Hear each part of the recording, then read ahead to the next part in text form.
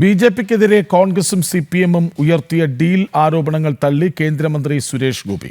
ഡീലിന്റെയും പീലിന്റെയും അർത്ഥം കേന്ദ്രത്തിലുള്ള കോൺഗ്രസ് നേതാക്കൾക്ക് നന്നായി അറിയാം. യഥാർത്ഥ വിഷയം ആരും ചിന്തിക്കരുത് എന്നതുകൊണ്ടാണ് ഡീൽ ആരോപണം പറയുന്നത്.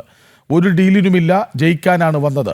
പ്രധാനമന്ത്രിയോട് ഡീൽ ആരോപണങ്ങളെക്കുറിച്ച് പറഞ്ഞപ്പോൾ അദ്ദേഹം പരിഹസിച്ച് തള്ളുകയാണ് ചെയ്തതെന്നും സുരേഷ് ഗോപി പറഞ്ഞു.